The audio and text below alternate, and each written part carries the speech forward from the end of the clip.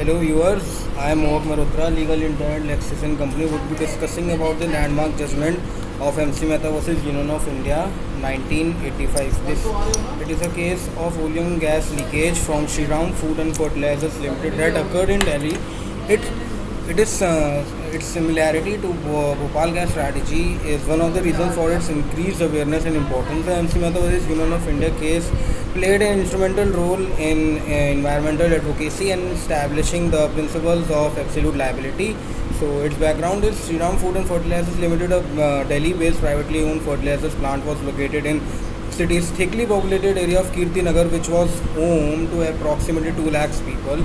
Owing to the factory's chemical processes, it emitted hazardous substances that caused a public nuisance. MC Mehta, a public interest attorney, filed a writ petition under Article 21 and 32 Supreme Court on December 4th and 6th in 1985, seeking closure and relocation of factories of Shriram caustic chlorine and sulfuric acid plant. So during the pending lawsuit, the oleum gas leak incident occurred at one of the factories plant that caused severe harm to people who inhaled the gas. The leakage also took the life of one of the lawyers who practiced in the Tisari court. The leakage incident caused the factory to collapse 2 days after which another incident of oleum gas leakage occurred at the site.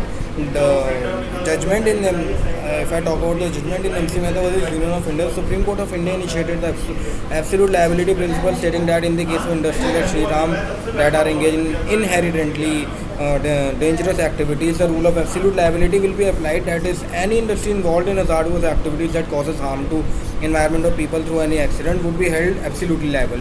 So the importance of MC Mehta versus Union of India is until the MC Mehta versus Union of India case, the rule of strict liability in Ryland versus Pecho were applied. Based on this principle, the industry owner or operator would be liable for any inherently hazardous acts on their property. However, the principle of strict liability was several defenses and limited exceptions, including a defense of act of God. With the advance of technology, industrialization, hazardous substances and gases have increased manifold, posing a greater threat to the environment. Therefore, in oleum gas leakage case, the principle of strict liability was replaced with absolute liability. So this judgment is an essential chapter in the history of Indian judiciary, as for the first time the Supreme Court held the company completely responsible for gas leakage irrespective of its defense and claimed loss. Furthermore, the case set an example in laying strict security measures for all industries. So I am here ending this video, and if anyone of you have any doubt regarding the same, do let me know in the comment box and I'll try to reach the same in no time. Thank you.